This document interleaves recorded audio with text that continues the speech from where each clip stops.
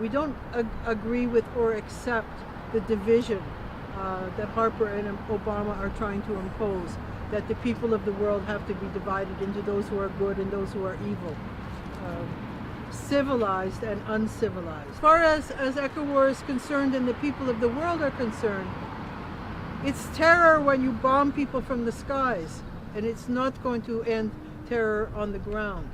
It's terror when you destroy the infrastructure of a country, when you kill hundreds of thousands of people, when you destroy the clean water, the electricity, the schools, the hospitals, people's homes. This is terror. No matter when we protest, it's always about the our lack of representation and the questioning the ethics and the motives of our government decisions. Oligarchy sums it up. We stand against all these attempts to deprive Canadians of their ability to discuss calmly and rationally what's going on. And we really saw that in Ottawa this week when the events were used. I read something where somebody gave the example when there was gunmen in the Rideau Centre a few years ago, and the difference in how this was treated, even though there was a lone person with a gun who had already been killed. They kept all of Ottawa locked down for the whole day. They disrupted the cell phone service so people couldn't speak to each other, and immediately started speaking, drawing conclusions that this was a terrorist attack, even when the police were saying that that they had only begun their investigation. So in this manner, everything is used to push the agenda of war and violence and criminalization of dissent. So let's speak for a minute about what's taking place and why Canada is going to send fighter planes to Iraq, and it has not yet engaged in Syria. But everything is pointing not only to a ground war in Iraq and Syria, but the aim that we have seen over and over and over again, which is regime change in Syria, and also ambitions to attack Iran, and a much, much larger war. So we are here really to speak against a third war in Iraq and the pretext of ISIS. So why do we call it a pretext? So let's first think about what was going on 3 years ago. ECAWAR was standing against the invasion and the bombing, and then the invasion and aggression against Libya.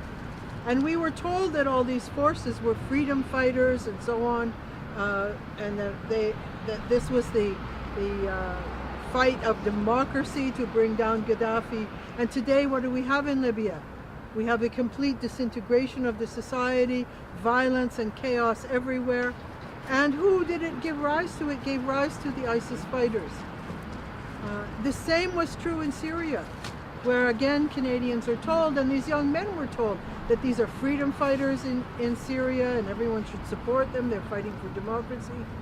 And then of course when these forces that they themselves give rise to are no longer under their control, now that's a pretext for war and invasion and regime change. Martin Couture and Michael Zahafi-Bo are murderers. All the laws to deal with such acts are already in place in Canada, but new legislation is instead being made that also has the potential to be used against legitimate dissenters who oppose government policy. The Harper government is well known for its either you are with us or against us outlook in dividing society and the whole world into those who submit to U.S. dictate and the neoliberal antisocial agenda and those who do not. Because we stand against terrorism of any kind, but we are not going to accept Harper's conception that anyone is a terrorist who doesn't agree with him, or anyone is a terrorist who stands against U.S. dictate. Canadians are not going to give up their civil liberties at the drop of a hat, at Harper's whim. Already unconstitutional precedents are being set for removing it among the so-called Western coalition of countries that consistently pay lip service to democracy and then stands shoulder to shoulder with dictatorships like Saudi Arabia, Bahrain, Jordan, and Qatar. The measures that the Harper government wants to normalize also include control and censorship over the internet, the unconstitutional and illegal act of taking citizenship away, and removing the mobility rights granted by the Canadian Charter of Rights and Freedoms.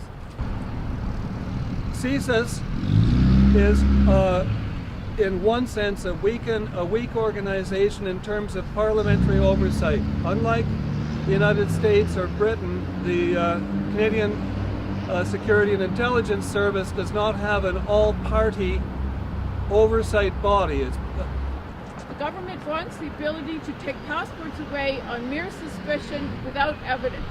In fact, it is already doing so.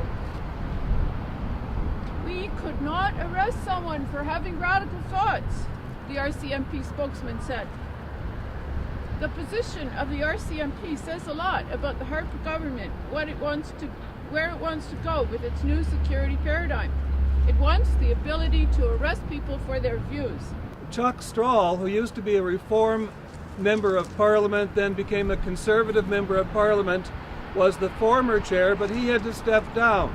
I don't know if you recall why, but he was the head of CSIS, who is spying on environmental groups regarding the opposition to pipelines, and Chuck Strahl at the same time, in receiving these reports, was working for one of the big pipeline companies.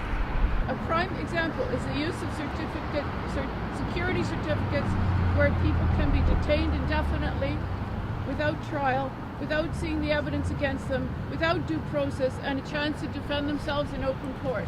Then, before Chuck Strahl, we had Arthur Porter. He's the lying son of a bitch that's in jail in Panama right now for stealing from the Montreal hospital complex, and he's completely tied up in the Lavalin scandal. We can remember the cases of the people under security certificates who are deprived even of the right to know what the evidence is against them, who can be held indefinitely forever in detention without a trial, without ever knowing what the charges even being laid against them, without knowing what the evidence is, and without any due process. What I'm saying here is that the ground has been prepared by Harper and this government, and now they're taking advantage, and they would love to take advantage in the same sense that after September the 11th, 2001, when the U.S. Patriot Act was passed, and we got our first round of the security certificate legislation, they'd love to parlay that into terrible, terrible legislation. We need leadership, political and spiritual, to help people recover a sense of balance. We cannot allow murder at the National War Memorial to erase peace from our minds. I just thought I'd remind people of the significance of what happened in Cold Lake. The mosque was defaced, and immediately large numbers of people from Cold Lake went out and cleaned off the mosque. It really shows, that this stuff doesn't wash with the people of Canada and of Alberta. And once again, we could set to rest the myth of the Alberta rednecks, because they took a very progressive stance up there and cleaned up the mosque right away. So that's the majority view. It's not Harper. Amongst the veterans of the Second World War, there were many who opposed the wars that followed. They may sometimes they're in the minority, but there was many amongst the Second World War veterans who opposed the wars that were being led by the United States. And my father was one who really got upset when George Bush invaded Iraq in 2003. He said his words were, George Bush is the same as Hitler. It's either, Hitler said, you're either with us or you're against us. Yeah. And now Stephen Harper claims to speak for all of the veterans that fought in the Second World War. He doesn't speak for them. I just want to really clarify that on the eve of Remembrance Day, that they are saying that everybody in this country is either with them or against them, and because they're in power, they are trying to put words in the mouths of people who are now dead. Working for peace but preparing for war, claiming to be standing for democracy, but their voices would be silenced if democracy could speak.